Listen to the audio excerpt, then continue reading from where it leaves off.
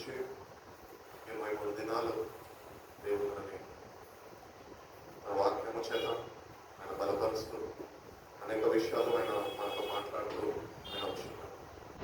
కాబట్టి మనందరికీ సువార్తలు తెలుసు. అవునా? ఎన్ని సువార్తలు ఉన్నాయండి?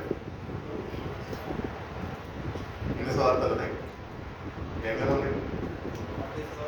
మత్తయి సువార్త, మార్కు సువార్త, లూకా సువార్త, యోహాను సువార్త. యోహాను మందిరం ఎందుకు నడిపింపబడుతున్నామంటే 5వ సువార్తగా మనము తీర్చిదిద్దబడాలి. కాబట్టి వీఆర్ ద గాస్పుల్. గాస్పుల్స్ అంటే ఉంటే మత్తయి, మార్కు, లూకా, యోహాను కాదు. 5వ గాస్పుల్గా మనం ఉంటున్నాం ఈ లోకంలో.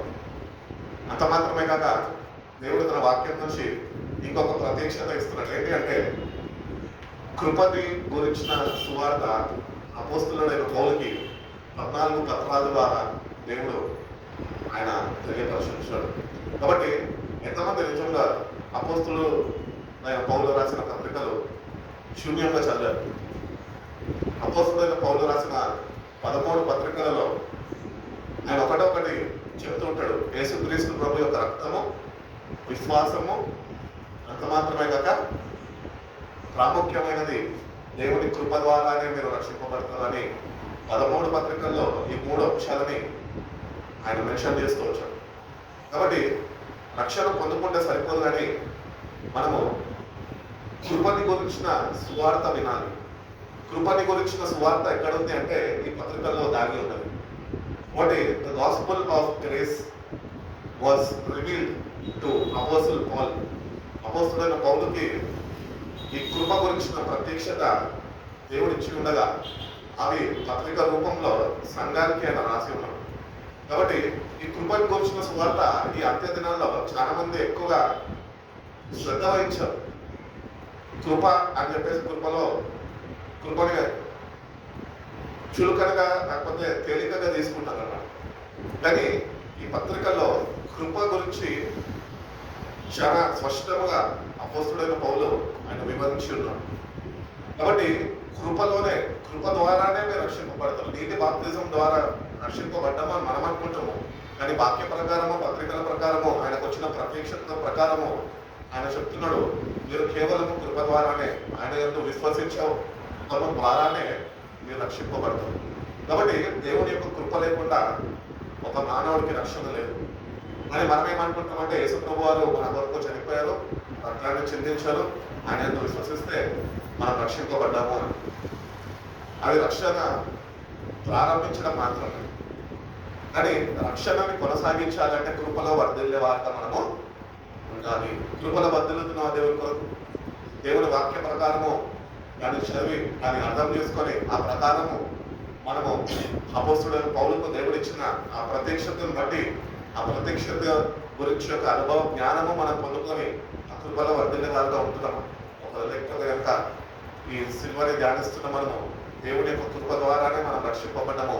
కృపలో మనము వర్ధిల్లే వారిగా ఉండాలి.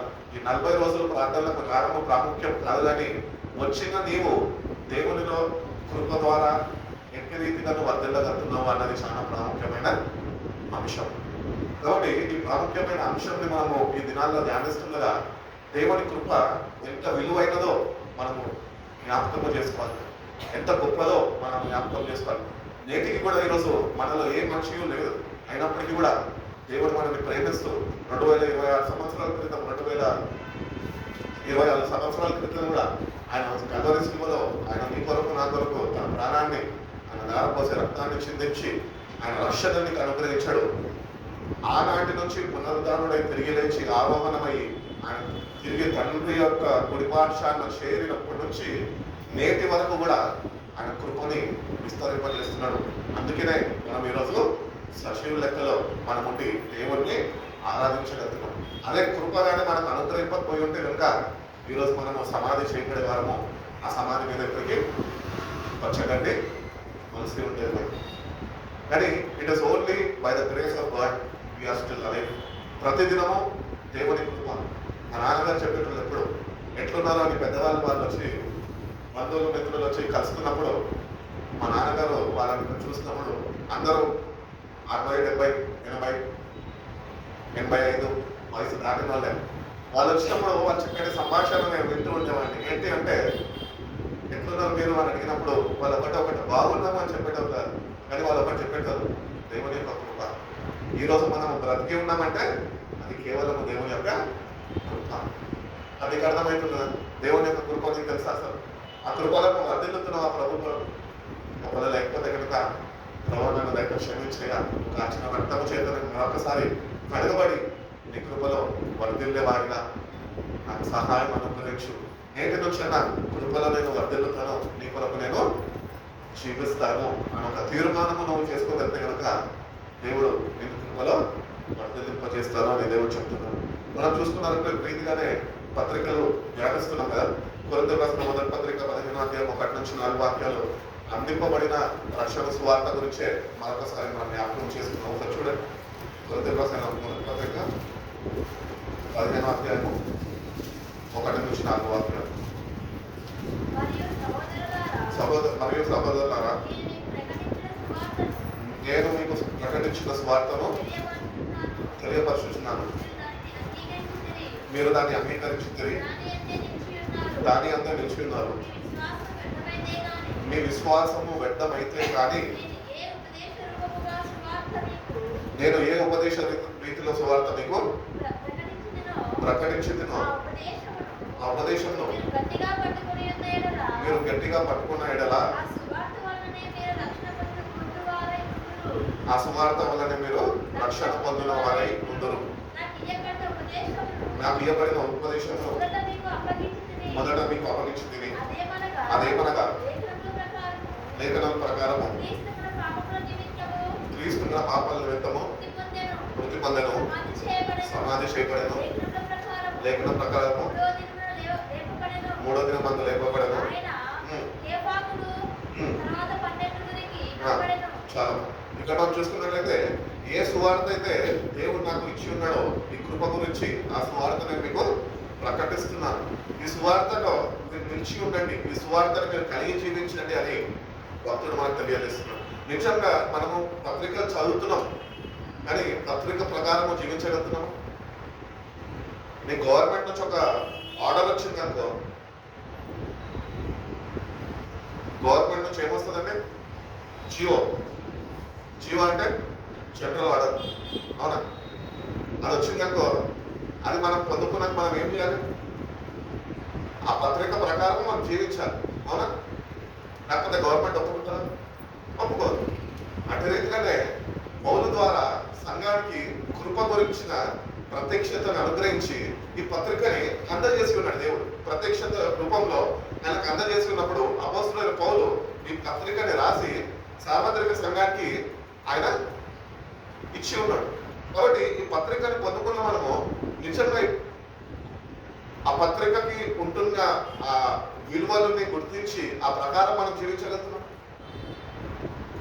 Are you living according to the letters of Saint Paul? పౌలు ఇచ్చిన పత్రికల ప్రకారం మనం జీవించాలి, లేకపోతే నువ్వు స్వార్థాన్ని ధిక్కరించిన వాడుగా నువ్వు ఉంటావు. కాబట్టి ఈ సువార్తలు భక్తుల ద్వారా మనకు అందింపబడ్డాయి. ఈ సువార్తలు మొత్తం ఒకటే చెప్తున్నాయి, యేసుక్రీస్తు మన కొరకు ఆయన శిలువలో మరణించాడు, రక్తాన్ని చిందించాడు, మన తిరిగి లేచాడు. అంత మాత్రమే కాక ఈ సువార్తని నేను మీకు అందింపజేస్తున్నాను, ఎందుకంటే ఇది దేవుని కృప ద్వారానే మీకు రక్షణ అనుగ్రహించే సువార్త అని ఆయన ఫస్ట్ ఒక మాటల్లో ఆయన తెలియపరుస్తున్నాడు. కాబట్టి ఈ పత్రికలు మన జీవితంలో చాలా ఇంపార్టెంట్. ఈ పత్రికల్ని కానీ నువ్వు ధిక్కరించిన వరకు పొందుకున్న రక్షణనే పోగొట్టేసుకుంటావు. కాబట్టి మన జీవితాల్లో పత్రికలను ఎక్కువగా చదవాలి.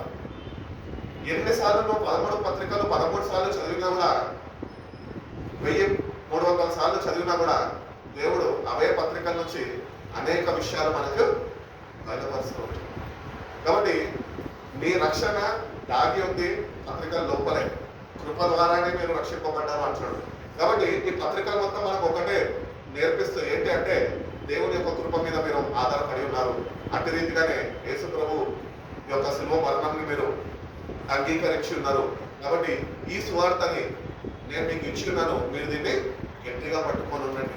గట్టిగా దీని వాక్యము కలిగి జీవించాలి. పత్రికలు బైబిల్లో ఉండడం కాదు, కానీ మనము కూడా పత్రికల వల్లే మార్చబడదానికి. కాబట్టి అందుకని అన్నాను, 5వ సువార్తగా మనము మార్చబడాలి. మా నాన్నగారు ఎప్పుడు ఎవరు వచ్చినా కూడా, ఏ వ్యక్తి వచ్చినప్పటికీ కూడా ఆయన దగ్గరికి ఆయన యేసు ప్రభు గురించి చెప్తూ క్రైస్తవులకైతే ప్రత్యేకంగా చెప్పేటాడు. ఏమనంటే, ఎన్ని సువార్తలు ఉన్నాయి? 4. 5వ సువార్త ఎప్పుడు తయారవుతుంది?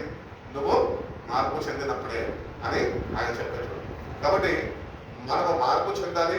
దేవుని యొక్క కృపని మనము దృష్టించి ఆ కృపలో మనము వర్ధిల్లే వారిగా ఉంటేనే నువ్వు పొందుకున్న రక్షణను నువ్వు కాపాడుకోగలుగుతావు అని దేవుడు తెలియజేస్తున్నాడు. అపోస్తుల కార్యాలు 20-24 వాక్యంలో మాట్లాడుతూ చూడండి. మనము చదువుకున్నాం ఒకసారి, మరొకసారి జ్ఞాపకం చేసుకున్నాం ఆ వాక్యాన్ని. అపోస్తుల కార్యాలు 20-24 వాక్యం. అయితే దేవుని కృపా సువార్త గురించి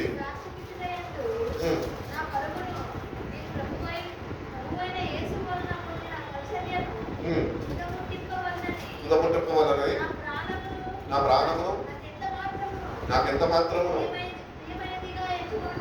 ప్రియమైనదిగా ఎంచుకుంటలేదు. చదువు.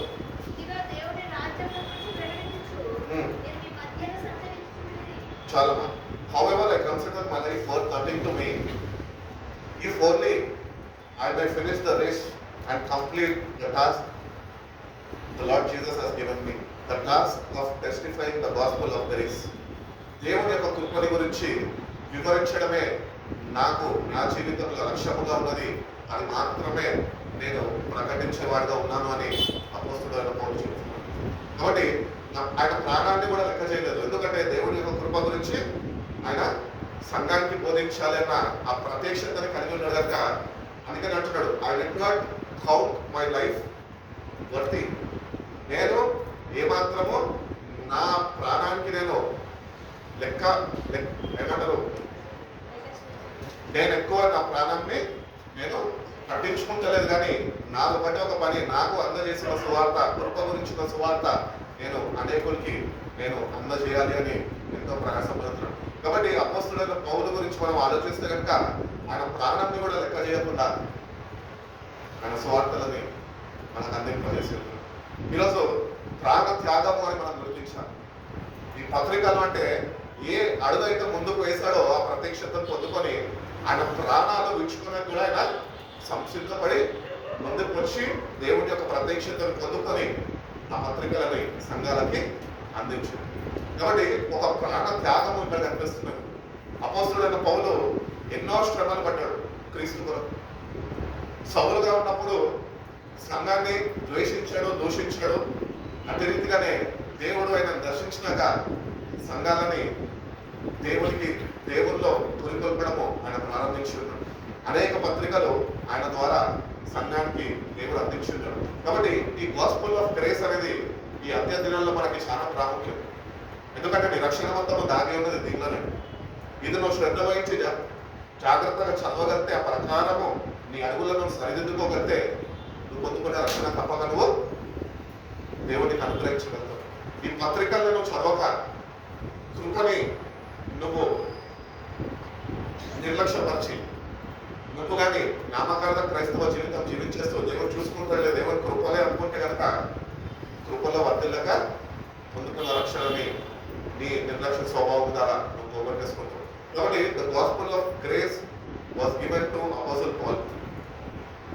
ఆ పత్రికని మనకి ఈరోజు ఇచ్చినప్పుడు మనం ఏం చేయాలంటే ఆ పత్రికని చదివి ఆ ప్రకారము నేను జీవించగలుగుతున్న వాటి విశ్వాసాన్ని నేను ప్రదర్శించగలుగుతున్నా అంటే దేవుని కృపలో నేను వర్ధిల్లుతున్నానా దేవుని కొరకు అని మనము ప్రశ్నించుకునే వారుగా ఉన్నాను. ఎంతకాలం అయింది దేవుళ్ళ వర్ధిల్లి? ఇప్పుడు చక్కటి పాట పాడుతున్నాం, నీతో గడిపే ప్రతి క్షణము ఆనంద బాష్పం ఇందులే అంటున్నాను. నిజం ఎంతకాలం అయింది దేవుని సన్నిధిలో ఆయన కలపోసుకొని ఆయన కృపలను వర్ధిల్లుతూ నిజంగా ఆనంద బాష్పాలు కాల్చి ఎన్ని రోజులు అవుతుంది? ఏదో బాధతోని దుఃఖంతోని కన్నీళ్లు విడవడమే తప్ప కానీ దేవుడు చూపే కృపను బట్టి ఏమాత్రమైనా నీ గుండె కలిగి నీ గుండె బద్దలయ్యి అంటే రీతిగా దేవుని సన్నిధిలో నువ్వు కన్నీళ్లు ఆనంద బాష్ప బిందులు ఆయనకి అర్పించగలుగుతున్నావు. వర్ధిల్లు, నేటి కన్నా కృపలో వర్ధిల్లడం నేర్చు. కృపలో వర్ధిల్లాలి. మనం దేవుని కొరకు జీవించడానికి జీవితాలు మనకి, మన కొరకు కాదు, మన పిల్లల కొరకు కాదు. దేవుని కొరకు జీవిస్తున్నావా? దేవుడు నీ పట్ల కృపను ఇంకా విస్తరింపజేస్తుండగా దేవుళ్ళు వర్ధిల్లేవాడుగా ఉంచుతున్నావా? ఒక మొక్కను తీసుకొని వచ్చి కొనుక్కుంటామండి. ఒక మొక్కను కొనుక్కొని ఎంతో ఖరీదు పెట్టి కొనుక్కుంటాం. ఆ మొక్కను తీసుకొని వచ్చి కొనుక్కున్న మనకు దాన్ని నాటి వేస్తే అది కొన్న సైజులోనే అది అట్లనే ఉందనుకో, దానివల్ల మనకు సంతోషం కలుగుతుందా? మనం ఎదగాలంటే ఏం చేయాలి? ప్రతిదినము దానికి కావాల్సిన నీటిని కానీ వాటికి కావాల్సిన పోషణను కానీ మనము దాన్ని అందింపజేస్తూ ఉండి దాన్ని జాగ్రత్తగా కాచుకుంటూ ఉంటేనే అది ఎదుగుతుంది. రేపటి దినాన అదొక పెద్ద వృక్షమయ్యి దాని యొక్క ఫలాల్ని అందిస్తుంది. అదేవిధంగా మన జీవితాలు కూడా, క్రైస్తవ జీవితము అంటే ఫలించే జీవితం.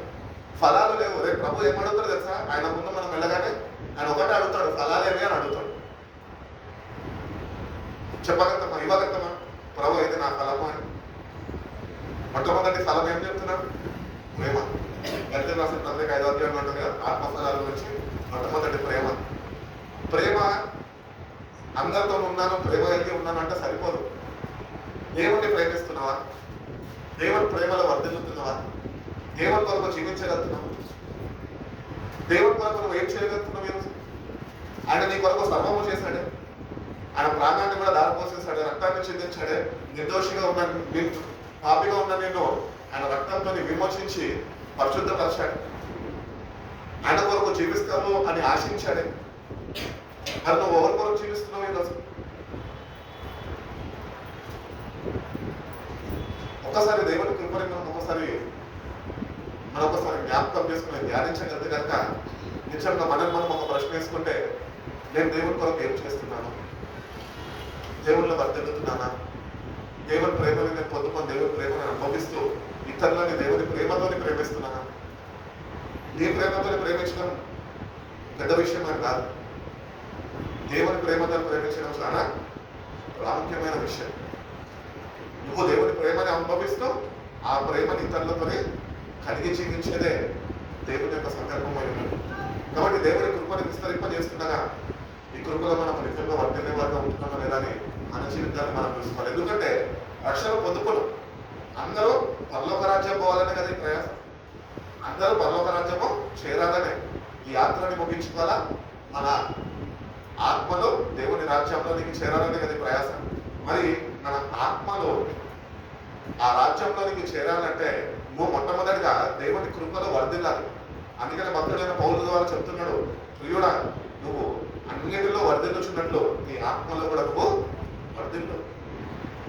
వర్ధిల్లుతున్నామా? ఆత్మను దేవుని సావాసంలో నిలిచి ఉంటున్నామా?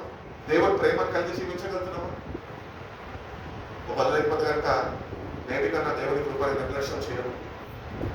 దేవుడి కృపను విస్తరిస్తుండగా కృపకాలం నీ జీవితంలో అంతం కాకముందే దేవునితో సమాధానం పడిపోయి దేవుని కొరకు ఒక తీర్మానం చేసుకొని, దేవా నేటి నుంచి నేను నీ కొరకు జీవిస్తానని నా మనసుని నీ మీద నిలుపుతాను, నీ వాక్యం మీద నిలుపుతానయ్యా, నీ రాజ్యం వైపు నేను చూసే వ్యక్తిగా అటు మార్పు నేను కోరుకుంటున్నా ప్రభా. అటు మార్పు నాకు అనుగ్రహించు ప్రభా. నా ఆత్మ రక్షింపబడాలి, భయంకరమైన అగ్ని నుంచి తప్పించబడాలి, కృపలో నేను కాపాడబడాలి ప్రభా. ఆ దేవుడు నేను అడుగుతున్నాను. ఒకవేళ లేకపోతే కనుక నేటి నుంచి నా దేవుని సన్నిధికి వచ్చినాము దేవుని దగ్గర ఆయన కృపను ఒకసారి మన తలపోసుకుంటున్నాం కనుక ఒక్కసారి మనం దేవుణ్ణి వేడుకుంటే కనుక దేవుడు తప్పక మనకు సహాయాన్ని అనుగ్రహిస్తున్నట్టున్నాడు. కొన్ని విషయాలు మనం చూసుకున్నాం. Grace is God's gift. దేవుడు ద్వారా అనుగ్రహింపబడే బహుమానము. గిఫ్ట్ అంటే బహుమానమే కదా. కాబట్టి grace is a gift from God. కాబట్టి ఆ గిఫ్ట్ నీకు ఇవ్వబడుతున్నప్పుడు ఆ గిఫ్ట్ యొక్క విలువను నువ్వు తెలుసుకోవాలి. గిఫ్ట్ అందరూ పొందుకుంటారు. బర్త్డే రాగానే, లేకపోతే వివాహం అయినప్పుడు, లేకపోతే ఏదో ఫంక్షన్ అయినప్పుడు గిఫ్ట్లు అందరూ పొందుకుంటారు. కానీ నువ్వు నిజంగా ఈ గ్రేస్ అనే గిఫ్ట్ని పొందుకున్నావు. ఒకవేళ నువ్వు పొందుకున్న వ్యక్తులు అయితే దేవుని కొరకు కృపలో వర్ధిల్లే వ్యక్తిగా ఉంటావు. ఈరోజు నువ్వు కృపని ఇంకా దేవుని దగ్గర నుంచి పొందుకోలేదు. కానీ దేవుడు ప్రేమస్వరూపి కనుక ఆయన కృపని నేటికన్నా నువ్వు ఆయనను అర్థం చేసుకొని ఆ కృపని పొందుకొని ఆ కృపలో నువ్వు వర్ధిల్లేవాడుగా ఉంటావేమో అని దేవుడు ఆశిస్తున్నాడు.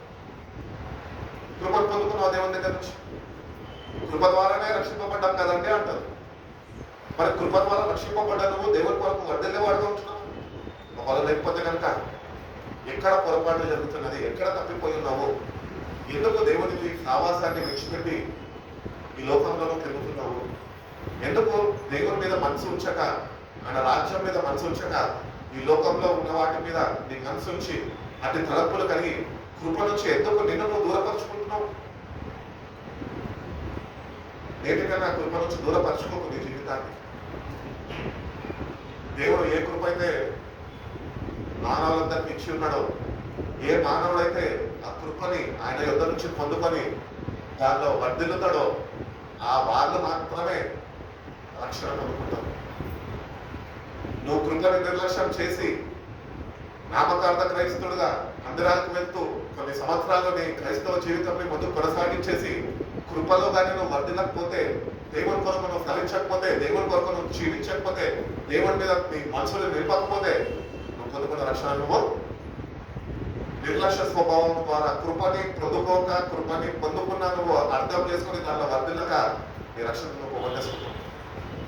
కాబట్టి కృప దేవుడు ఇస్తున్నాడు. ఎందుకంటే నేటికన్నా మనము మన మనసులోనే ఆయన మీద నిలుపుతాము. ఎవరి మనసు అయితే ఆయన మీద నిలిచి ఉంటుందో వాళ్ళని పూర్ణ శాంతి గలవారుగా చేస్తున్నాడు. నెమ్మదుందా నీ జీవితంలో నీకు ఈరోజు? కృప విస్తరింపబడుతుంది, బాగానే ఉంది. ఎవరిని అడిగినా కూడా చర్చకు పోయి ఏ చర్చలో ఏ బ్రదర్ని ఏ సిస్టర్ని అడిగినా కూడా ఏమన్నా బాగున్నారా అంటే దేవుని కృప అంటే అంటారు. కానీ దేవుని కృప అని చెప్తున్న వారు దేవుళ్ళు వర్ధిల్లుతున్నారు అన్న ప్రశ్న కూడా వాళ్ళకు ఉండాలి. ఆ ప్రశ్న నీకున్నదా ఈరోజు? Are you really living for God? దేవుని కొరకు జీవిస్తున్నాను. పాట అయితే పాడుకుంటాం, ఈ నాటి నా స్థితి నీవు నాకు ఇచ్చినది, నేను కలిగి ఉన్నామని నీదు కృపా భాగ్యమే. అవును, దేవుడు మనకు ప్రేమించడం అన్ని మనకు సమకూరుస్తున్నాడు. బైబిల్ ప్రకారము మనకి అనుకూలమైన వాక్యాలు మనం కలిగి జీవించడం కాదు, కానీ ఏవి మనకు అనుకూలంగా లేవో ఆ వాక్యాలు మనం కలిగి జీవించడమే కృపలో వర్ధిల్లడం అంటే. హల్లెలూయా. అందరూ చెప్తారు రోమేలు రాసిన పత్రిక నుంచి ఏమని చెప్తారు? దేవుణ్ణి ప్రేమించే వారికి ఆయన సంకల్పం చొప్పున నిలబడిన వారికి సమస్తము సమకూర్చి మేలుపై జరిగిస్తాడు. ఆ మేలుపై జరిగించే కృపలో వర్ధిల్లే అనుభవాలు నీకు లేకుండా దేవుడు అనుగ్రహిస్తున్న నెమ్మది నువ్వు కలిగి జీవించక నువ్వు కృపలు ఎట్లా వర్ధిల్లుతున్నావు? వర్ధిల్లలేని వాడిగా నువ్వు ఉంటున్నావు. అంటే ఎండిన స్థితిలో నువ్వు ఉంటున్నావు. నేటికన్నా ఫలించు, ప్రభు కొరకు చిగురించు, పత్రికలకు చదువు. కృప ద్వారానే నీకు రక్షణ అని చెప్తున్నాడు. ఈ రక్షణ సువార్త కేవలం దేవుని కృప మీద ఆధారపడి ఉన్నది. సువార్త చెప్తుంది. సువార్తలో ఒక భాగం అంటే పత్రికలు ఇంకొక భాగం. ఈ పత్రికల మొత్తము దేవుడు చేసిన త్యాగాన్ని, దాని తర్వాత తండ్రి అయిన దేవుడు తన ప్రియ కుమారుడు బలియాగము ద్వారా అనుగ్రహిస్తున్న కృప మీద ఆధారపడుతుంది. ఇది కృపల గురించిన సువార్త. ఈ సువార్తను కూడా మనము చేకూర్చుకోవాలా, మన జీవితంలో అవలంబించుకోవాలా. ఆ కృపలో మనము వర్ధిల్లే వారిగా ఉంటేనే మన ప్రభు కొరకు ఫలించే వారిగా మనం ఉంటామని దేవుడు తెలియజేస్తాడు. కాబట్టి మన దినాల్లో కూడా మనం జ్ఞాపకం చేసుకున్నాం, grace is a free gift from God. Roman రాసిన పత్రిక 6:23లో ఉంటాం. మాట చూడండి.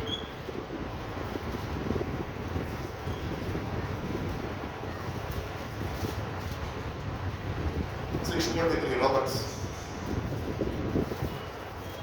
చదవ, త్వరగా చదవ. 6:23 రోమన్ రాసిన పత్రిక. మరణము అయితే దేవుని కృపావరము, కృప అనేది ఒక వరం.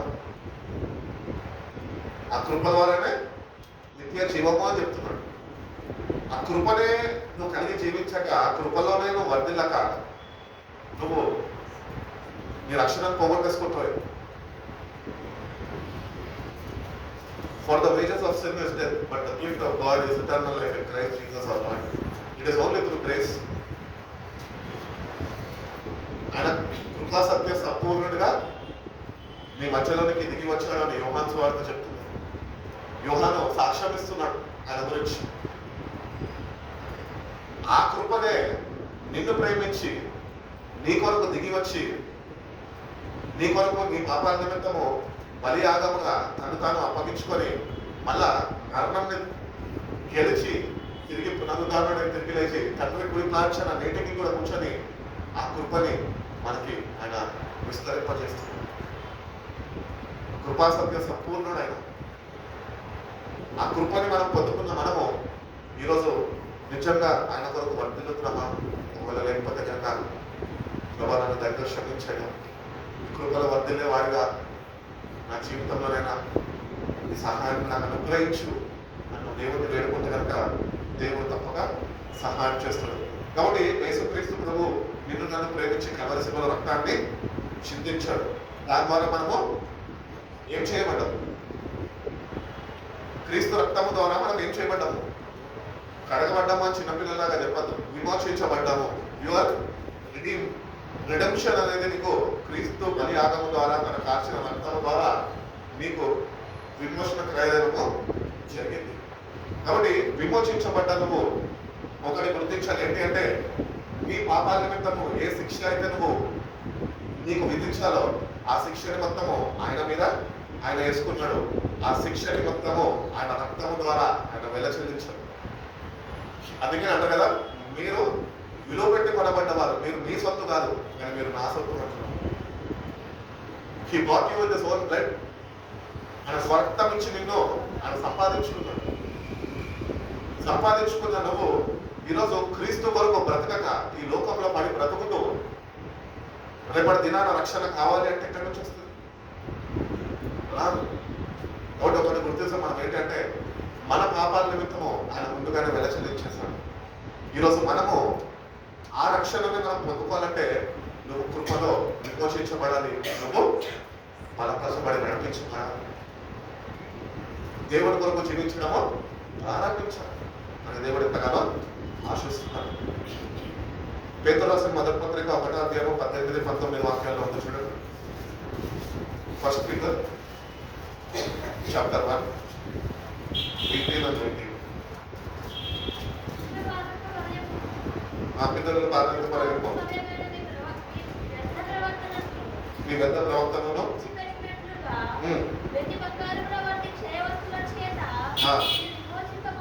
వెండి బంగారం క్షయ వస్తువుల చేత మీరు విమోచించబడలేదు కానీ అమూల్యమైన రక్తము చేత అనగా నిర్దోషమును గొర్రెపిల్ల వంటి క్రీస్తు రక్తము చేత మీరు విమోచించబడతారని మీరు ఎరుగుతుంది కదా.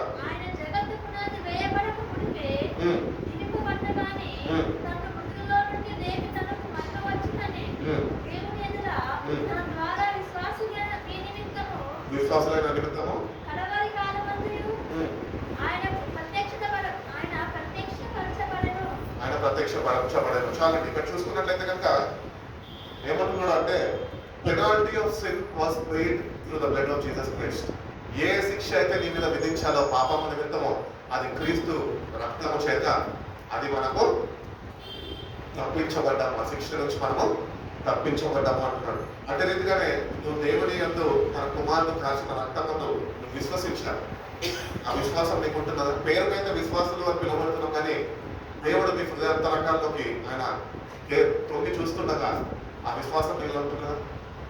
ఆయన నా కొరకు రక్తం కాల్చాడు, నా పాపాన్ని క్షమించాడు, నన్ను విమోచించాడు, నేను క్రీస్తులో ఒక నూతన సృష్టిని, నేను క్రీస్తు కొరకు జీవించే ఒక బిడ్డని అని అట్టి గుర్తింపు నువ్వు దేవుడిని కనపరచగలుగుతున్నావు నీ జీవితంలో.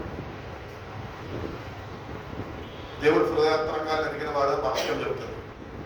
మరి when God is looking down into your heart, నువ్వు నిజంగా విమోచించబడ్డా, ఆయన కాల్చిన రక్తం ముందు నువ్వు విశ్వాసం ఉంచుతున్నా, నీ పాపాలు క్షమించబడ్డాయని నువ్వు నమ్ముతున్నావు.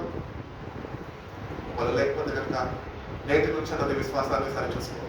నీ విశ్వాసము ఏ విశ్వాసం అయితే నువ్వు ఈరోజు కలిగి ఉంటున్నావో అది నిన్ను మోసపరచకుండా జాగ్రత్త కాపాడు.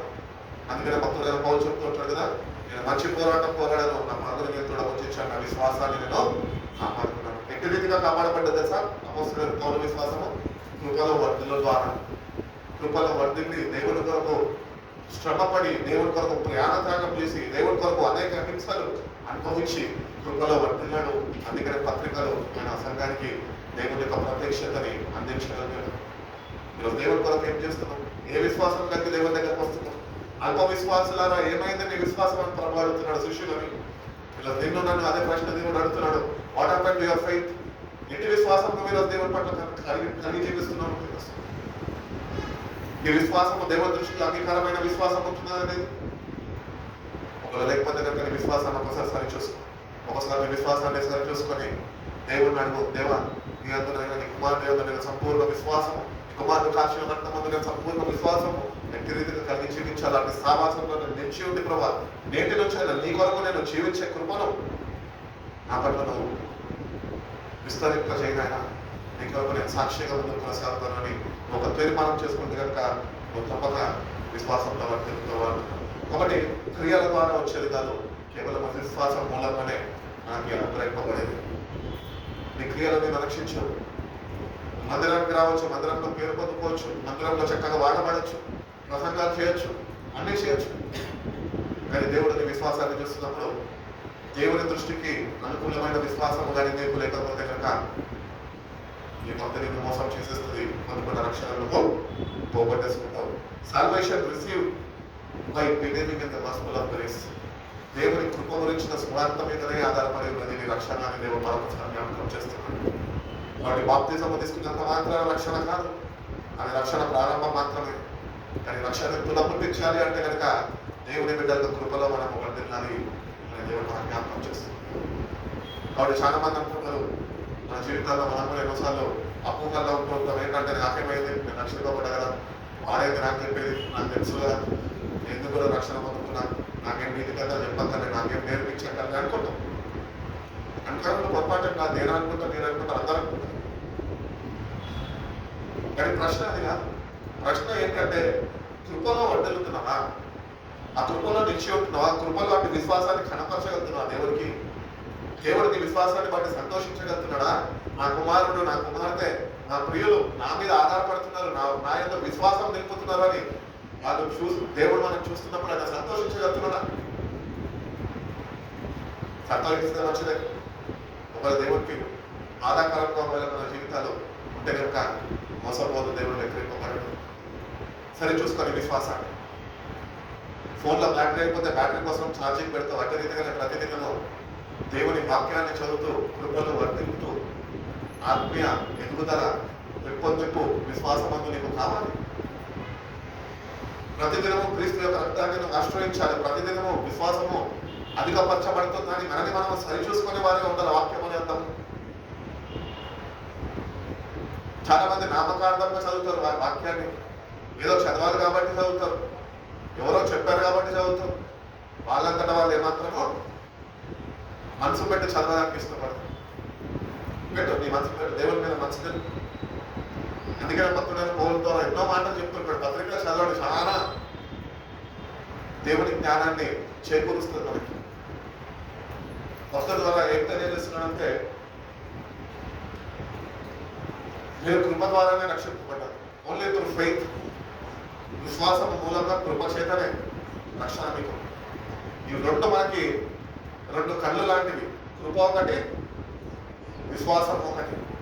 ఒక ఆత్మీయుడికి రెండు నేత్రాలు.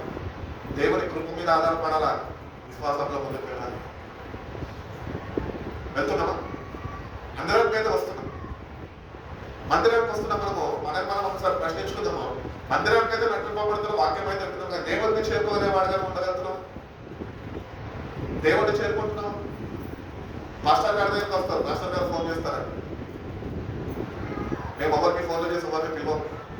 ఎందుకమ్మా వస్తలేదని క్షేమంగా ఉన్నారా లేదా అని కనుక్కుంటాం. కానీ మందిరానికి ఎందుకు వస్తలేదని ఎవరికి ఫోన్లు చేయం. మీ రక్షణ మీరు చూసుకోవాలి. మేమేం చేయగలుగుతాం? ప్రార్థించగలుగుతాం అంతే. ప్రతిదినము విశ్వాసంతో దేవుడిని చేరగలుగుతున్నాను. కృపల వర్ధిల్లడం అంటే ప్రతిదినము విశ్వాసంలో దేవుని చేరడమే. ఇన్ని సంవత్సరాలు మందిరానికి నడిపింపబడుతున్నాం, కానీ దేవుని చేరలేని వారుగా మనం ఉంటున్నాం. విశ్వాసం మనకున్నది. ఏమైపోయింది ఈ విశ్వాసం? ప్రభు అంటున్నాడు సువార్తల్లో ఏమంటున్నాడు అంటే, నేను మళ్ళా తిరిగి వచ్చినప్పుడు నేను విశ్వాసాన్ని భూమి మీద కనుగొంటున్నా. విశ్వాసాన్ని మీరు లేకపోతారు. అంత్య దినాల్లో అన్ని మాకే తెలుసు. నరకంలో అంట ఎవరుంటారంట? స్వనీతి మంతులు ఉంటారంట. క్రైస్తవులే, రక్షణ పొందుకున్న వారే మరి క్రీస్తుని వాళ్ళ హృదయాల్లో చేర్చుకుని వారు స్వనీతి మంతులే నరకంలో కాలుతున్నారు. స్వనీతిని పొందేమో నాకు అన్ని తెలుసులే అనుకుంటున్నావేమో. నీకు ఏమి తెలియదని నువ్వు గుర్తించాలి. ప్రతిదినము ప్రభు దగ్గర వినయము విధేయతతో నేర్చుకొని వర్ధిల్లుతేనే భయంకరమైన రెండో మరణము అగ్నిగుండం నుంచి నువ్వు తప్పించుకోలేదు. చదువు, ప్రతిదినం దేవుని వాక్యం చదువు. ప్రభు ఏదో ఒకటి నీకు నేర్పిస్తాడు. స్కూల్కి పిల్లల్ని పంపిస్తాం, ఎందుకు డబ్బులు కడతాము? నేర్చుకునేదానికి. వాళ్ళు ఎదుగుతారు, జ్ఞానం పొందుకుంటారని. అదే రీతిగానే దేవుని దగ్గరికి మనం సమయం వెచ్చించి వచ్చినప్పుడు, మన మనసుని ఆయన మీద నిలిపినప్పుడు ఆయన దానికి ఎదుగుదల ఇస్తాడు, జ్ఞానోదయం కలుగజేస్తాడు. అందుకనే భక్తుడైన పౌలు ద్వారా చెప్తున్నాడు, క్రీస్తు గురించిన సంపూర్ణ అనుభవ జ్ఞానము నీకు కావాలి. పొందుకుంటున్నా ఏ జ్ఞానంతో నడిపింపబడుతున్నావు? ఈ లోకంలో రెండు జ్ఞానాలు ఉన్నాయి. ఒకటి దైవిక జ్ఞానము, ఇంకొకటి దెయ్యాల జ్ఞానము. దెయ్యాల జ్ఞానంకి మొత్తము వాక్యము తెలుసు. అందుకని ప్రభువుని ఎదుర్కొన్నాడు అపవాది అయిన సాతాను అరణ్యంలో. వాక్యాన్నే ఎత్తి చూపి మాట్లాడాడు. కానీ ఆయన అనుకున్న విశ్వాస శత్రుని ఎదిరించగలిగింది. ఈరోజు నీ విశ్వాసం శత్రుని ఎదిరించగలుగుతుందా? అటు విశ్వాసం నీకుంటున్నదా? శత్రువుని నువ్వు చూసి భయపడగలుగుతున్నాడా నీ విశ్వాసాన్ని బట్టి? లేకపోతే శత్రువు వేస్తున్న ప్రతి ఒక్క దానికి నువ్వు లోనైపోయి సతమతైపోయి దిగజారిపోతున్నావు ఆత్మీయ స్థితిలో? నేటి నుంచన్నా దేవుళ్ళ సమయం వెచ్చించి మనకి ఇవ్వబడిన శ్రేష్టమైన సమయం. మనందరికీ తెలుసు దేవుడు ప్రతి ఒక్కరిని నేను అడుగుతున్నారు. ఇచ్చిన సమయం ప్రయత్నిస్తుంది. దేవుని కొరకు ఎంత సమయం గడపగలదు? అన్నిటికీ సిద్ధపాటు ఉంటుంది. క్రైస్తవులకి ఫంక్షన్కి పోవాలంటే సిద్ధపడతారు, ఊరికి వెళ్ళాలంటే ఒక వారం ముందే ప్లాన్ చేసుకుంటారు. కానీ దేవుడిని చేరుకునే విషయం దగ్గరకు వచ్చేటప్పటికి అలాంటి పని వచ్చేస్తాం. ఒక ఊరు వెళ్ళాలంటే వారం ముందు సిద్ధపడుతున్నాం. ఒక వివాహానికి వెళ్ళాలంటే 1 month నుంచి ప్లాన్ చేసుకుంటున్నాం. మరి దేవుని చేరుకోనికి ప్లానింగ్ ఏది? ఆదివారం మందిరానికి వచ్చేస్తున్నావు, సిద్ధపడుస్తున్నావు. వచ్చినందుకు వాక్యం మీద వర్దలుతున్నావు, విశ్వాసాన్ని అధికపరుచుకుంటున్నావు, దేవుల్లో స్థిరంగా నిలిచి ఉండగలుగుతున్నావు, దేవుని కొరకు ఫలించగలుగుతున్నావు, దేవుని ప్రేమ చాటి చెప్పగలుగుతున్నావు, రక్షణ సువార్తని నశించే ఆత్మలకు అందజేయగలుగుతున్నావు. లేకపోతే కనుక ఆయన మరణించి దుట్టిగా నేను రక్షించుకొని కాదు, నీ ద్వారా అనేక ఆత్మలు రక్షింపబడదానికి. ఒక ఆత్మని రక్షించు. పాలియాకిచో గారు ఎంతమంది తెలుసు? అందరు పేరు వినే ఉంటారు. పాలియాకిచో గారు అంట ఆయన మంగళ దుకాణానికి వెళ్ళాడు. హెయిర్ కటింగ్ షాప్కి పోతుంటే ఆ హెయిర్ కటింగ్ షాప్కి సువార్త చెప్తూ వచ్చేటాడు. ఆయన సువార్త చెప్తుంటే ఈయన అంగీకరించుంటాడు కదా, ఆయన ఒక నాస్తికుడు. ఈయన ఏ చుట్టూ కత్తిరించే ఆ మంగళవాడు ఈయనకి హెయిర్ కటింగ్ చేస్తాడో ఆయన గురించి దాదాపు 8 సంవత్సరాలు ప్రతి దినము రాత్రి ప్రభు పాదాల దగ్గర కన్నీళ్లు విడుస్తూ ఆ వ్యక్తి గురించి ప్రార్థన చేస్తే ఆ వ్యక్తి రక్షణ పొందడానికి 8 సంవత్సరాలు పడుతుంది. ఒక ఆత్మ రక్షణ చేయడం అంటే రక్షించడం అంటే ఆశామాషి అనుకుంటున్నామా? ఈరోజు పాస్టర్లకు అలవాటు అయిపోయింది. అంటే బాప్తిజం ఇచ్చేస్తాం. నాకు కొంతమంది పాస్టర్లు కలిసి చెప్తూ ఉంటారు, మేము వచ్చి పోయిన నెలనే 100 మంది బాప్తిజం ఇచ్చామండి. వాళ్ళ గొప్పలు వాళ్ళ పేరు ప్రఖ్యాతల కొరకు చెప్పుకుంటేది దేవుని కొరకు ఆత్మలు నడిపింపబడుతున్నాయా? దేవుళ్ళు ఆత్మలు ఎదుగుతున్నాయా? ఆత్మలు నిజంగా సరైన రీతిలో నడిపింపబడుతున్నాయా? దేవునికి సమీపంగా చేరగలుగుతున్నారా? ఇవన్నీ మనం శ్రద్ధ వహించాము. మా మాస్టర్ గారంటే అని చెప్తాం. ఈ మాస్టర్ గురించి నువ్వు ప్రార్థిస్తున్నా, నీకుంటున్న కష్టాల కన్నా ఎక్కువ కష్టాలు మాస్టర్ గారికి ఉంటాయి. కానీ ఆయన ప్రభు మీద ఆధారపడి చూపించాడు. అందరికీ దేవుడి ప్రేమని సాక్షి చెప్పేవారుగా దేవుడు. ఈరోజు మనం దేవుడు ఇచ్చిన రక్షణ సువార్తని మనం ఏం చేయగలుగుతున్నాం? కృపలో వర్ధిల్లే వారుగా మనం లేకపోతే కనుక నేటి నుంచి ఉన్న అపోస్తలుడైన పౌలు ద్వారా అందజేయబడిన పత్రికలు మనము శ్రద్ధ వహించి మనము మనసు నింపి అటు రీతిగా నడుచుకుంటే కనుక దేవుని దృష్టిలో మనం అంగీకారంగా మనము నిలవగలుగుతామా అని దేవుడు తెలియజేస్తున్నాం. కాబట్టి you're accepted through his sacrifice. ఆయన శిల్వ మరణం ద్వారా ఆయనను అంగీకరించుకుని ఉన్నాడు. ఏమని అంగీకరించుకున్నాడంటే, నువ్వు నా కుమారుడు, నువ్వు నా కుమార్తె అని. మరి తండ్రి మాటకి నువ్వు లోబడక, తండ్రి కొరకు నువ్వు బ్రతకక, నువ్వు లోకంలో ఎవరి కొరకు బ్రతుకులు ప్రేమించు. నిన్ను ప్రేమించే కదా తన కుమారుడు ఇచ్చాడు. ఆయన ప్రాణాన్ని ధారపోసాడు నీ కొరకే కదా. రక్తాన్ని చిందించి నీ పాపాన్ని ఆయన తుడిచివేశాడు నీ కొరకే కదా. ఇంకా నువ్వు నీ కొరకు జీవిస్తున్నందుకు, లోకంలో ఏదో సాధించాలని జీవిస్తున్నందుకు ప్రభు కొరకు ఎప్పుడు జీవిస్తావు? జీవించు. ప్రభు కొరకు ప్రయత్నించన్నా జీవించు. నువ్వు అంగీకరింపబడిన వారిని అని గుర్తించు. క్రీస్తు రక్తము ద్వారా నిన్ను ఆయన విలువ పెట్టి కొనుక్కున్నాడు. నువ్వు నీ సొత్తు కాదు, నువ్వు ఆయన సొత్తు. నువ్వు జీవించాల్సింది నీ కొరకు కాదు, నీ కుటుంబం కొరకు కాదు, కానీ నువ్వు జీవించాల్సింది ప్రభు కొరకు అని భక్తుడి ద్వారా మనకి తెలియజేస్తున్నారు. అదే రీతిగానే మనము ఇంకొకటి గుర్తించాలి ఏంటి అంటే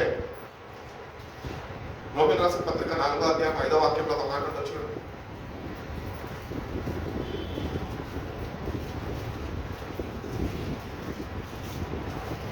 3:25 చదవమని.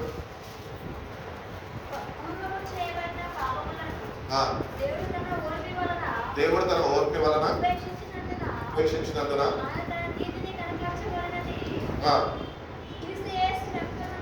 క్రీస్తు యేసు రక్తమందలి విశ్వాసము ద్వారా ఆయనలో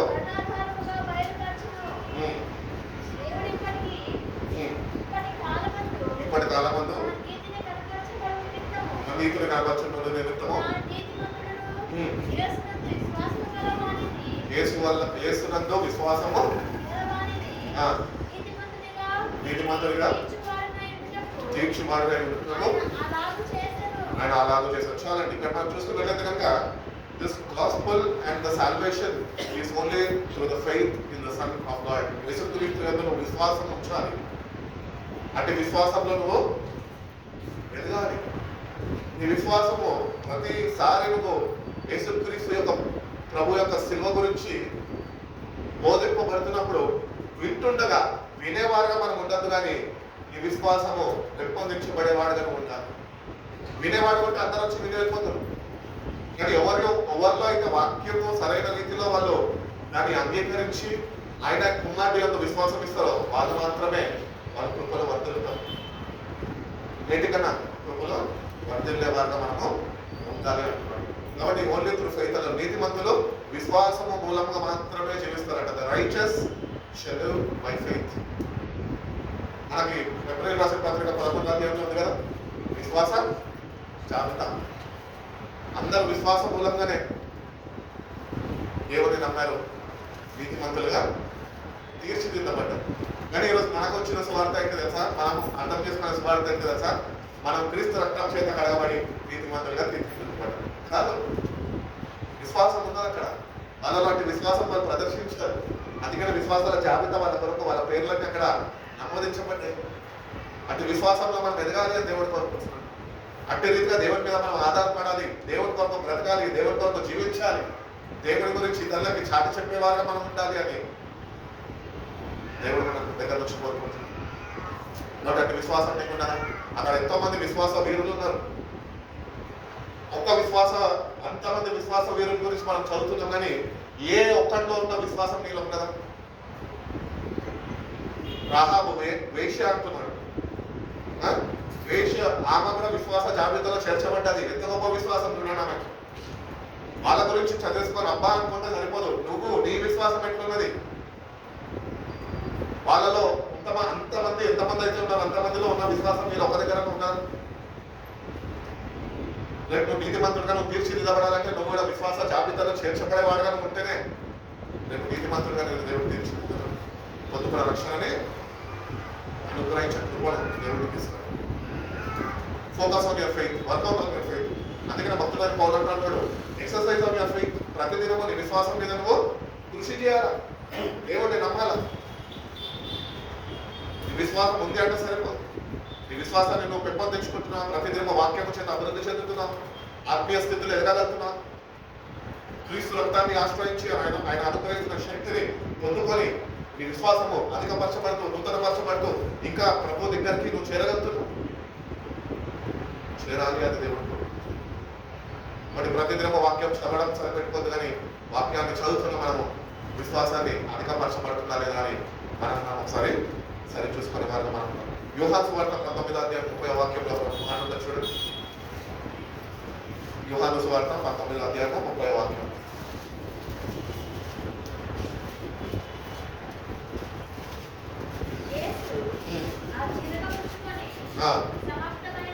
సమాప్తమైనని చెప్పి తల వంచి ఆత్మను అప్పగించారు.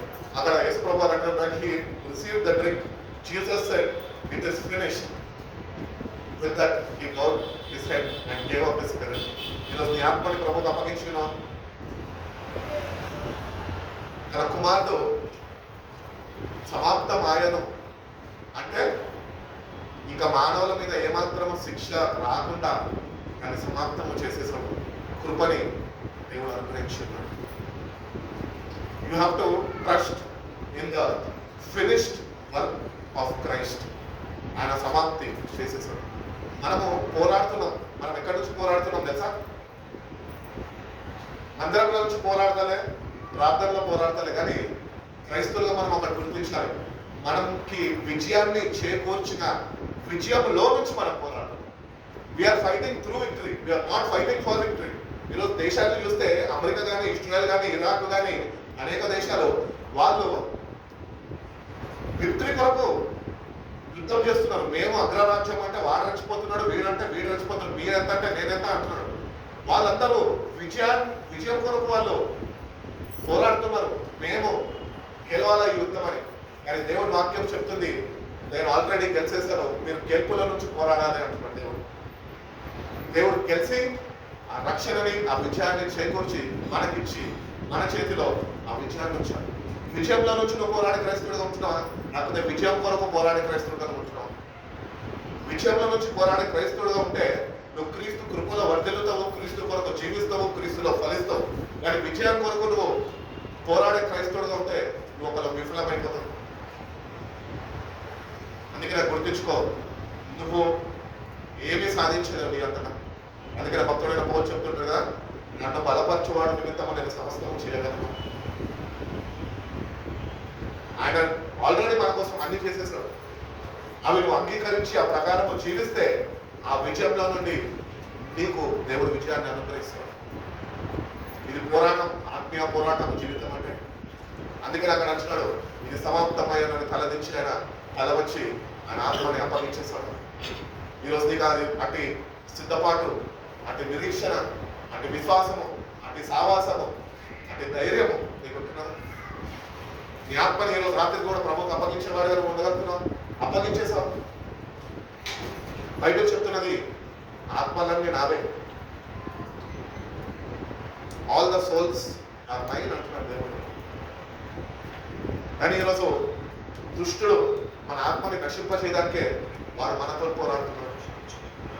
అందుకనే ఎబ్రాయిల రాసిన పత్రికలు అంటాడు కదా, ఇంత గొప్ప సాక్ష్య సమూహం మన కొరకు మేఘము వలె ఆవరించుండగా సులువుగా చిక్కులో పెట్టి పాపము జాగ్రత్త. మనం విశ్వాసాన్ని కొనసాగించే క్రీస్తు వైపు చూడాలి అంటున్నాడు.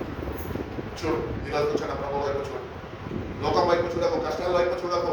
అవన్నీ కామన్, అవి జీవితంలో మనకు ఒక భాగం. అంటే ఈరోజు ఉంటాయి, రేపు పోతాయి. కష్టాలు ఉన్నాయి కదా అని దేవుని యొక్క కృపల వర్ధిల్లక మానేసే వరకు కష్టాలు ఉన్నాయని కష్టపోయేదో. కష్టాలు ఉంటేనే ప్రభు దగ్గర మనం ఉండగలుగుతాం. మన బాధల్లో నెమ్మదిని కలగజేసి వాడాలి. మనం ఒంటరిగా ఉంటున్నప్పుడు నేనున్నాను అని ధైర్యపరిచేదైనా, ధైర్యం చేకూర్చి మనం నడిపించేదైనా, అటు సావాసంలో నుంచి ఉండగలుగుతున్నాం. ప్రభుత్వం కృపల వర్ధిల్లుతున్నాం. దేవుడు ఆల్రెడీ విజయాన్ని చేకూర్చి చేశాడు. ఇంకా ఓటమిలో ఉంటున్నావేమో, ఇంకా నీ పాపపు స్థితిలో పడి ఉండి ఇంకా ఓటమి పాలు అనుభవిస్తున్నావేమో. ఈరోజు మన కళ్ళు తెరిచి ఒకటి గుర్తించు. ఏమనంటే ఆల్రెడీ విజయం మన పక్షాన ఉన్నది.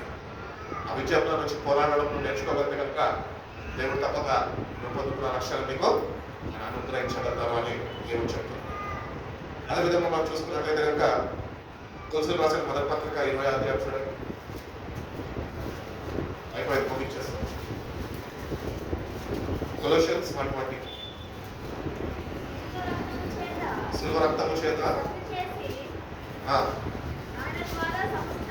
ఆయన ద్వారా సమస్తమును పరలోకమందమైనను వాటినన్నిటినీ ఆయన ద్వారా తనతో సమాధాన పరచుకోవలననియు తండ్రి. చాలా ఒక నిమిషం. కొలొషియన్స్ 1:20 చదువు కదా. For God was pleased to have all the fullness dwell in him, and through him reconcile himself all things. అన్ని దేవుని యుద్ధకు మనం తిరగాలంట. ఈరోజు క్రైస్తవులు రక్షణ పొందుకున్న వారు ఎంతమంది నిజంగా ఈ కృపలో వర్ధిల్లుతూ దేవుని కొరకు ఫలిస్తూ దేవుని రాక కొరకు ఎదురు చూస్తున్నారో లేదో నాకైతే తెలియదు, కానీ వాస్తవము బైబిల్ చెబుతున్నది ప్రకృతి మొత్తము, ఆకాశము, భూమి, దానిలో ఉన్న సమస్తము ఆయన రాక కొరకు ఎదురు చూస్తున్నాడు. పాపిష్టి లోకంలో పాపంతో కూడిన ప్రజల మధ్యలో ఇంకా ఎంతకాలం మేము ఉండాలి, మాకు విముక్తి లేదా అని ఆకాశము, భూమి, దానిలో ఉంటున్న సర్వము దేవుని యొక్క విడుదల కొరకు ఎదురు చూస్తున్నాడు. మరి మనకున్న శుభవార్త ఏంటి తెలుసా? ఇట్టి స్థితిలో ఈ లోకం ఉంటుండగా ఈ లోకం నుంచి దేవుడు మనల్ని ఆల్రెడీ వేరుపరిచాడు. అట్టి రీతిగానే పాపం మీద జయాన్ని చేకూర్చాడు. కాబట్టి ఆ విజయంలో నుంచి మనం పోరాడే వారుగా మనం ఉంటే కనుక దేవుని నీతిని మనము నెరవేర్చే వారుగా మనం ఉంటాం. కాబట్టి విజయం నుంచి మనము పోరాటం సమస్తము ఆయనకు ఇవ్వబడింది. ఆ సమస్తము ఆయన రాక కొరకు ఎదురు చూస్తుంది. దేవుని బిడ్డగా రక్షణ పొందుకున్నా నువ్వు నిజంగా నీ బ్రతుకుని మార్చుకొని, నీ బ్రతుకును దేవునికి సమర్పించుకొని, దేవునికి అంకితము చేసుకొని, నువ్వు దేవుని కొరకు ఆయన రాక కొరకు తగిన సిద్ధపాటు కలిగి ఆయన రాక కొరకు వేచి ఉంటున్నావు. ప్రకృతి మొత్తం ఆయన కొరకు వేచి ఉంటుంది,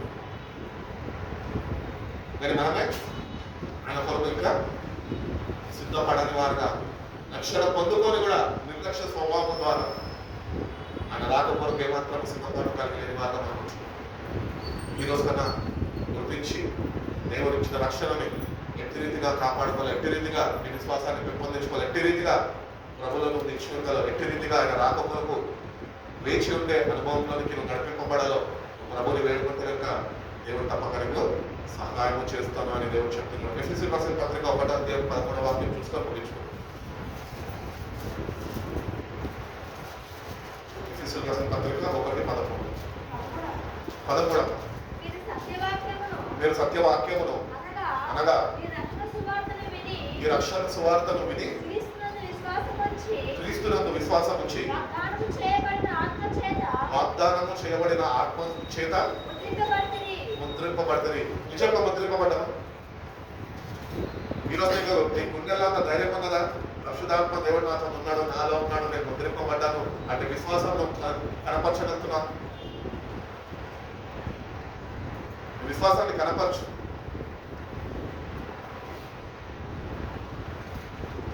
ఇంత గొప్ప విశ్వాసము నీకు కావాలి. అక్షర స్వార్థని ఇంకా నువ్వు విశ్వాసహీనుడిగా ఉండిపోతే ఎట్లా? విశ్వాసాన్ని పెంపొందించు, నేర్పించాలి. క్రీస్తు చేసిన బలియాగంను తలపోసుకుంటూ ప్రతిదినము సిల్వని ధ్యానిస్తూ సిల్వర్ కూర్చున్న స్వార్థ నశించుచున్న వారికి వెనుకలో కానీ నశింపబడుచున్న మీకు అది దేవుని శక్తి ఉంటుంది. When you reach to the cross of Christ, you gain power. శక్తిని పొందుకుంటావు సిల్వర్ చేరుకోదంటే. ఈరోజు ఆత్మీయ స్థితిలో నువ్వు బలపరచబడలేకపోతున్నట్టు నువ్వు క్రీస్తుని ఆరాధిస్తున్నావు, కానీ ఏమాత్రమైన చేరుకోలేని వాడుగా నువ్వు చేరుకుంటే కనుక తప్పగా నువ్వు బలం పొందుకుంటావు. బలవంతుడుగా నువ్వు దేవుడి కొరకు నిలబడదు. ఆరాధించే క్రైస్తుడుగా మాత్రమే ఉండదు, కానీ క్రీస్తు యొక్క శక్తిని పొందుకునే క్రైస్తుడు గారి జీవితం ఉండాలి అని దేవుడు ఆరాధిస్తారు. అందరూ ఆరాధిస్తారు, పాటలు అందరూ పాడతారు, మందిరానికి అందరూ వస్తారు. ఇంతమంది శక్తి జరుపబడుతున్నారు అన్నది ప్రశ్న. నశించే వారుగానే ఉంటున్నాను, ఇంకా శక్తిని పొందుకోక. దేవుడు ఆల్రెడీ శక్తిని ఇచ్చేస్తాడు. మీరు ఆల్రెడీ పరిశుద్ధాత్మతో మీరు ముద్రింపబడ్డారు అన్నాడు. నేను నువ్వు దేవుడికి సమర్పించుకోగలితే, దేవుడిని నువ్వు సిల్వని చేరుకోగలితే, ఆయన అనుగ్రహిస్తున్న పాప క్షమాపణ పొందుకోగలితే, నీ పాపాలు క్షమించబడితే దేవుడు అనుగ్రహిస్తున్న శక్తితో నేను నింపగలను. ఈరోజు నువ్వు ఎందుకు నింపబడలేకపోతున్నావు అంటే ఇంకా నీలో ఏవో లోపాలు, ఏవో పాపాలు దాగి ఉంటుంది. గుండె లోతుల్లో దాగి ఉంటాయి అంట పాపాలు. ఎక్కడ ఉంటాయంటే గుండె లోతుల్లో ఉంటాయంట. గుండె లోతుల్లో పాపాలు నుంచుకుందామా, ప్రభు నుంచుకుందామా? ప్రభు నుంచుకోవాలంటే పాపాలు ఒప్పుకోవాలా, పాపాలు క్షమాపణ పొందుకోవాలి. ఆయన మనకు క్షమించాలి. అటు యథార్థ హృదయంతో మనం ఎదగలిగి చేరాలి. ఇలా భయంకరమైన పాపం చేసేసి అయ్యో నేను చేసేసాను అని సిల్వ దగ్గర చేరిపోయి ప్రభా నేను తెలిసి చేశాను ప్రభా, చేయకూడని పని చేశాను ప్రభా అని చెప్పి ప్రార్థన చేసేసుకుంటే సరిపోదు. God is looking at my heart. వీడు మళ్ళా తిరిగి పాపం దగ్గరికి వెళ్తాడన్న ఆలోచన మీకు ఆల్రెడీ హృదయంలోనే ఉన్నది. అందుకే అపవాది అని సాతాను నుంచి అంటాడు, ఏమంటాడంటే వాడు దేవుని సింహాసనము ఆశించి దాని కొరకంగా అసూయపడి వాడు లోపల వాడు కుట్రపడ్డాడు. గుండెలతో లేకపోతే నీకు నివసిస్తుంది, పాపం నివసిస్తున్నా, పరిశుద్ధాత్ముడు నివసిస్తున్నాడు. పాపం ఉన్నంత కాలం దేవుని శక్తిని నువ్వు పొందుకోవాలి, నింపబడదు. పాపం మీద జయాన్ని చేకూర్చుకుని దేవుడు ఆయన సిల్వర్ ఆయన చేసిన గొప్ప త్యాగాన్ని ఒకసారి జ్ఞాపకం చేసుకో. గుండెలు బద్దలు కొట్టుకో. చక్కటి పాట పాడాడు భీమరావు అన్న. కల్వరి సిల్వను కలర్చినప్పుడు కలుగుచున్నది దుఃఖం, ప్రభాని శ్రమలను ధ్యానించినప్పుడు పగులుచున్నది నా హృదయం. నిజంగా ఆయన సిల్వని ధ్యానిస్తున్నాం మనము, హృదయాలు పలుకుతున్నాం. ఎజెకియేలు గ్రంథంలో అంటాడు, ఏమంటాడు? వీలవుతున్న రాత్రి హృదయాన్ని తీసేసి నేను మీకు మాంసపు హృదయం, మెత్తటి హృదయం నేను మీకు ఇస్తాను అంటున్నాడు. నీ హృదయం ఎప్పుడైతే మెత్తబడుతుందో, ఎప్పుడైతే దేవుడి నీళ్ళ నుంచి రాత్రి హృదయం తీయగలుగుతాడో, తీసివేయగలుగుతాడో, అప్పుడే నువ్వు దేవుడి యేసుక్రీస్తు ప్రభు యొక్క శక్తితో నింపబడతాడు. కఠినాత్ముడిగా ఉండి నాకు తెలుసు నేను భక్తి చేస్తున్నాను, పోయింది నాకు చెప్పేది అని నువ్వు విరవీగి ఉన్నావనుకో, నువ్వు దేవుడి శక్తిని ఏమాత్రం పట్టుకోలేవు. ఈ అహము, అహంకారము, గర్వం అన్ని వచ్చలేదు. బైబిల్ ప్రకారము ఓల్డెస్ట్ సిన్ ఏంటి తెలుసా? పూర్వకాలంలో ఉన్న పాపం ఏంటి చెప్పండి, ముగించేస్తాను. పూర్వకాలంలో ఉన్న పాపం అది దేవుని రాజ్యంలో ఉన్నది. పాపం ఏంటి తెలుసా? రైట్, గర్వం.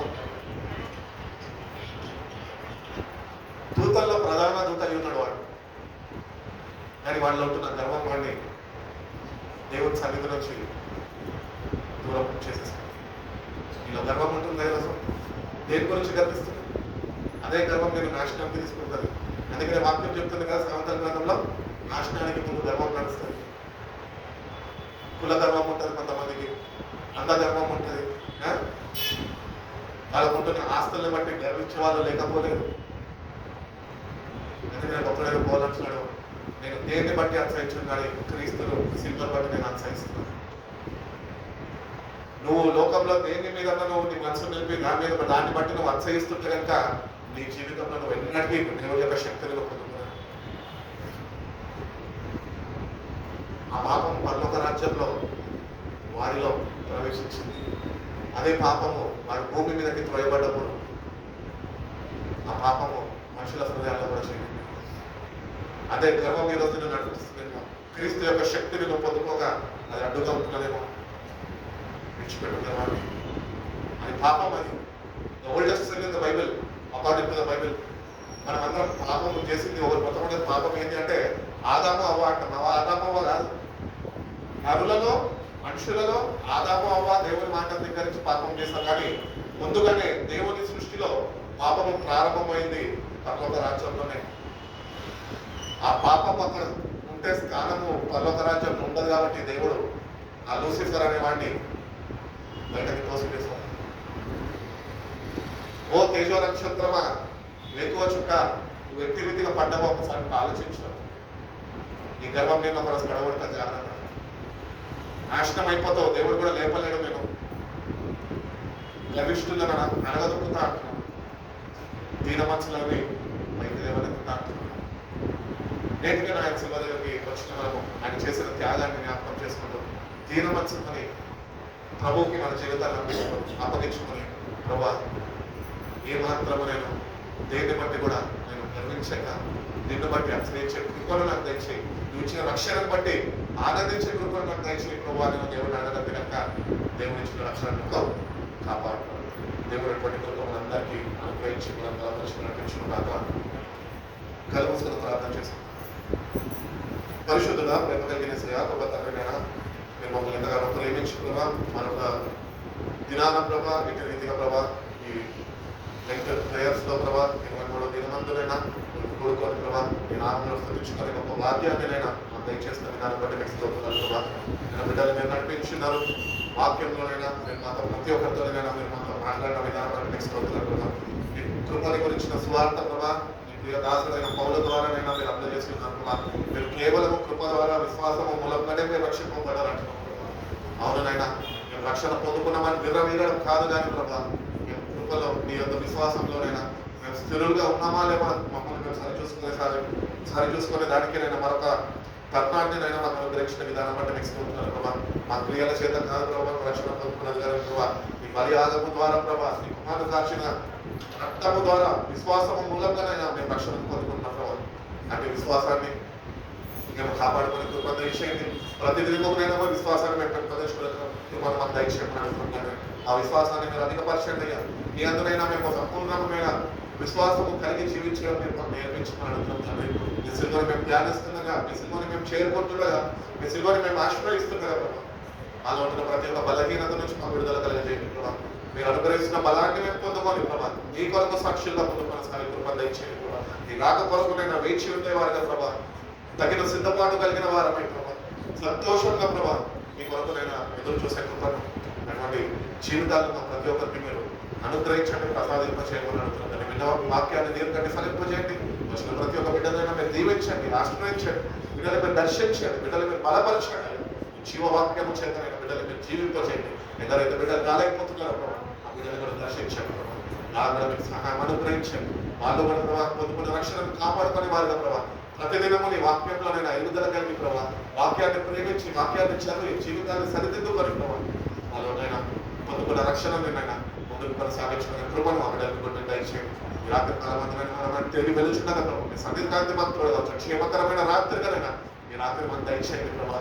నిశ్చితమైతే నేను ఉదయకాలమే లేసి ప్రభా అది రాత్రి మేము ప్రారంభించుకొని కృపను దయచేయండి. ఒకవేళ మీరు ఆకలి ఉన్నట్లయితే ప్రభా, మీరు ఆకలిలోనైనా మేము ఎత్తబడి వారిగా ప్రభా, అంటే సిద్ధపాటునైనా అంటే రీతిగా నీ రాజ్యమునైనా నీ వైపునైనా మా మనసులకు మేము నెట్టుకునే కృపలో మా ప్రతి ఒక్కరికి మీరు దయచేయండి. మీరు మాకు తోడుగా ఉండండి. ప్రతి ఒక్కరికి కావాల్సిన సహాయాన్ని మీరు అనుగ్రహించి వీళ్ళ జీవితం ద్వారా మీరు నిరతమైన ప్రభావాలు పొందుకుంటున్నారు. తిరిగి రేపు కలుసుకున్నైనా మరొకసారినైనా మీ నామం స్థితించుకునే భాగ్యము ప్రతి ఒక్కరికి మీరు దయచేస్తున్నాము. ఏసయ్య పరిశుద్ధ నామంలో మీ ప్రార్థన అడిగి కూర్చున్న పరమ తండ్రి. ఏసు రక్తం వేసేయండి, శివార్థం వేసేయండి, ఏసు రక్తం సంపూర్ణ విషయం అపాధి మీద అంతబట్టి నాశనం ఏసయ్య పరిశుద్ధ నామం కోసం తీసుకుంటున్నాం కలుగుతున్నాక. ఆమేన్ ఆమేన్ ఆమేన్.